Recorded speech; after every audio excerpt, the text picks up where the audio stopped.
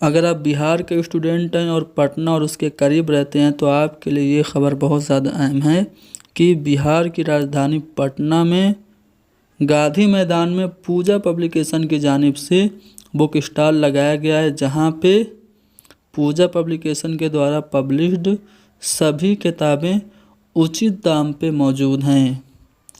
हमारे ज़रिए जो किताब पब्लिश की गई है सीटेट उर्दू पेडागोजी की, जिसका नाम मुअल्लिम रेख्ता है, ये किताब भी आपको वहाँ पे मिल जाएगी।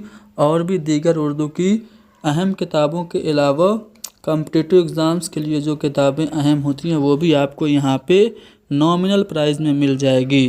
आप लोग जा कर के इस किताब को ज़रूर ख़रीदिए अगर आप ज़रूरतमंद हैं तो। और अगर आप नहीं पहुंच पा रहे हैं, आपके रिलेटिव या रिश्तेदार पटना या पटना के आसपास रहते हैं, तो उन्हें भेजकर भी आप ये किताब ख़रीद सकते हैं अगर आप लोगों को ज़रूरत हो तो।